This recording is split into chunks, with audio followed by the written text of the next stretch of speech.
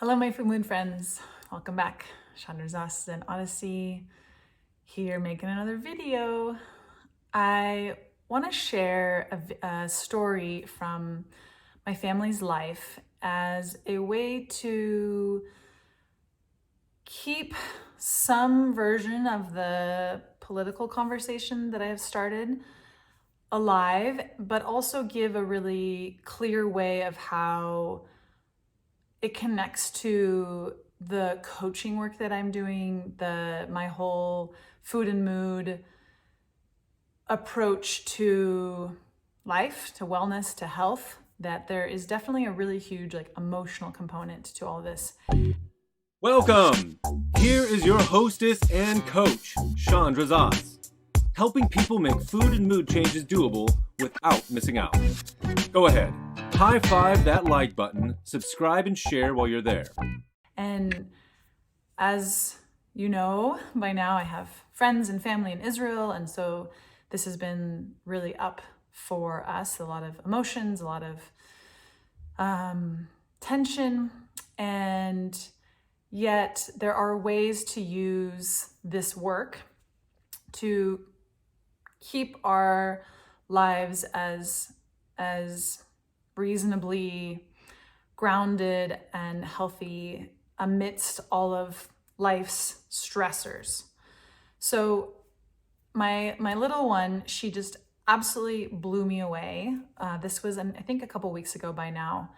And it's, she's learning how to be in the world. She's 5.5. She's learning how to be in the world. And she's obviously heavily influenced by me and the way that I see the world and the way that I'm helping her brain to learn how the world works. This is what I think a big job of kids is to figure out how the world works and how do they navigate it.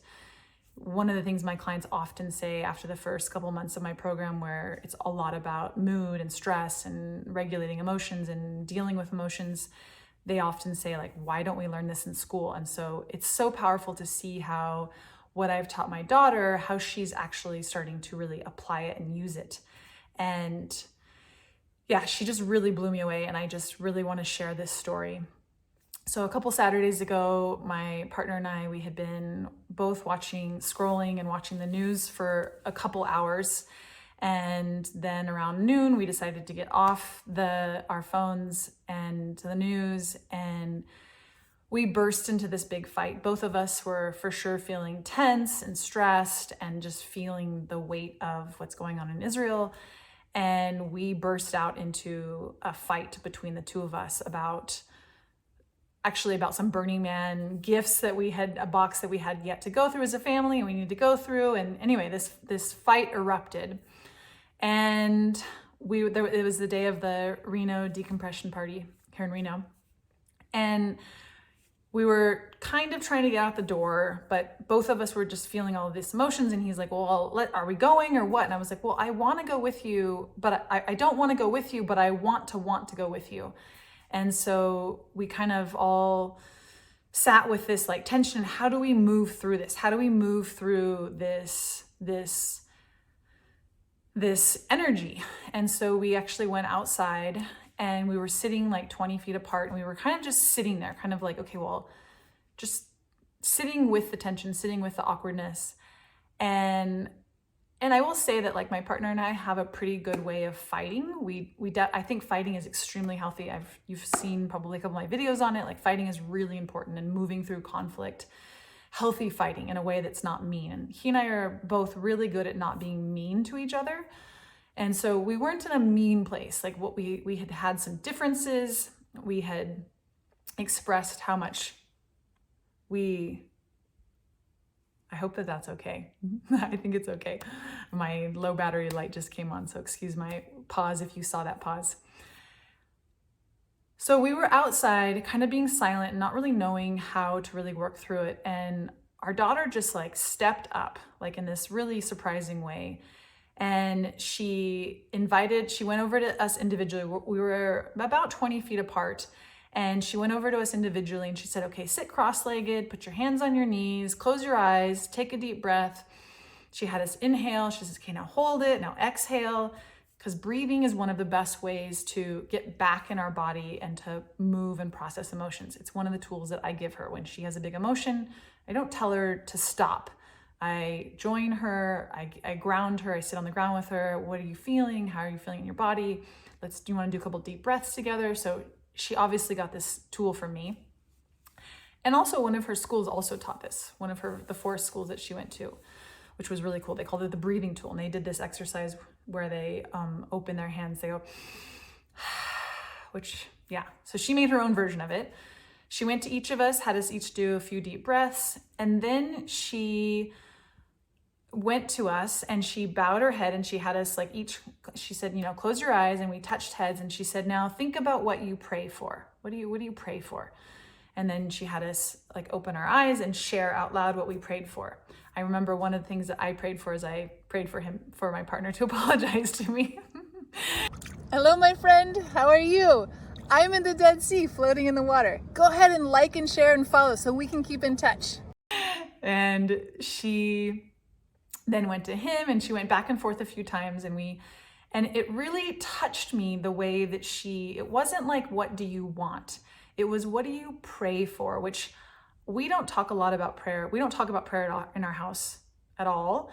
She was in a Jewish school where they did do a lot of praying, but it wasn't what do you want to pray with? It was prayers that were recited and part of a thing. So this was her own version of what do you pray for? And then sharing it, and she went back and forth. And then she came up and she actually took this little heart that she made from one of her classes, and then this other gift. It was a metal ring thing that she got from Burning Man. And she went inside, she got these things. She came back out, and then she came to each of us and she said, okay, now do you choose love or not love? I don't know where she gets this. She came up with this on her own. It's totally amazing. And the simple question, and I mean, I don't even know if I've talked to her about this. I know I've shared with this in my videos, and it's one of the foundational things in my program is love is always an option. We can choose to love. And so she offered us this question, do you choose to love or not to love?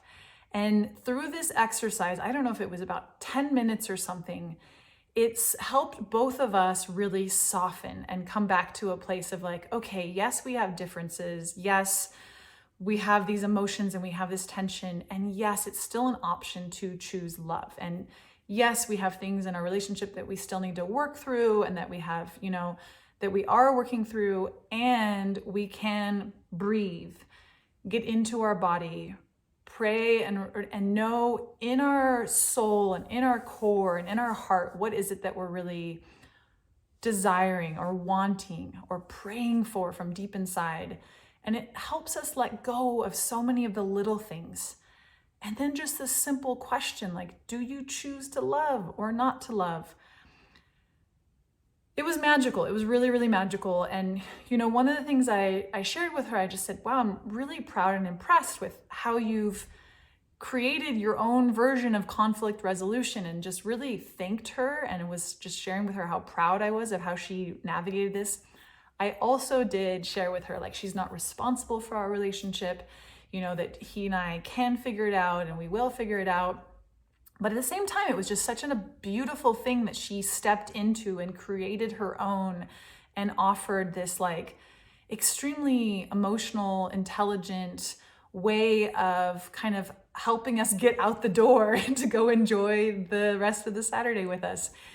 It really, really blew my mind. And there was a part of me that thought to myself, what if we prayed from our heart more often, or from our soul, or from our core? What if we tapped into more often, what is it that we really want in our core? And then the simple, profound question of do you choose love? It's always a choice. We can choose to love in any moment. We can choose to love someone that's even harmed us or hurt us, or it's a choice. It really is truly a choice. And even when we have differences, even when we don't agree, even when there's hard emotions, and even when there's this conflict, we can choose to love. And I'm offering this story because I do think that this is one of the paths and one of the ways to peace, is to get back in our body, to breathe, to tap into our core and our soul and, our internal desires that not are just like wanting to be right and wanting things to go our way or wanting the other person to do something that makes us feel better, but to actually choose what it is that we're wanting and praying for, and then reminding ourselves that we have the option to choose love, even to the people that have hurt us, I think this is one of the paths forwards to peace. There's this question that I raised in, I think, the last political video I did around standing with Israel, is like, is peace possible? And I do think that this exercise that my 5.5-year-old daughter offered to us is one of the most probably profound paths towards peace, that this is an option if we really do come into our humanness, into our human body, into our energy, into our soul, into our heart, that from there, when we're more connected in there, that we do have the option of choosing love, choosing to love someone. I think this is one of the hardest things, is to love someone that we feel has hurt us, or that we feel has harmed us or wronged us. And even without an apology, even without the other person doing anything or saying anything, that we can still choose love. So I offer this in the midst of our current world situations that are both large and on the macro level, but then also on the internal and at home and inside of ourselves. Even if we take this into a personal level of like, maybe one of the big things I work on with my clients is self-love, is choosing to love ourselves, even when we regret doing something, or even when we don't like what we've done, or even when, that we can choose love for ourselves, even when we don't like ourselves, or we don't like something that we've done, or we want something to be different. We can still choose love. And love is so powerful, to feel love for ourselves, to feel love for our family, to feel love for people who we feel or believe have harmed us or wronged us or hurt us, and even love for people that we don't understand or that we disagree with. I think this is something that we all can individually do every day on our own personal level, and on a larger scale level, is choose love. And sometimes when it seems the hardest and the most complicated and the most impossible, it's still possible, and it's the most profound, deepest, biggest, life-changing work we can all do. So, from a exercise from my 5.5-year-old, just blew me away. I wanted to offer this story to you, because for me, I just keep thinking of this story and how much it impacted us, and how all of you can also use this story. So, love is an option, love is a choice, and try it, practice it. Yeah, that's all I have for today. I do have some really cool things going on in my Zen Odyssey world. I have some awesome groups that are starting, which is just so exciting. And I am also still seeing a very small handful of one-on-one clients. If you're interested in that, I'm opening up a membership relatively soon. So please stay in touch, reach out to me if you're interested in something specific. And choose love. It's the most, powerful, uplifting, healing, wellness creating feeling. So on that note, have a beautiful week, and I'll see you soon. Thank you.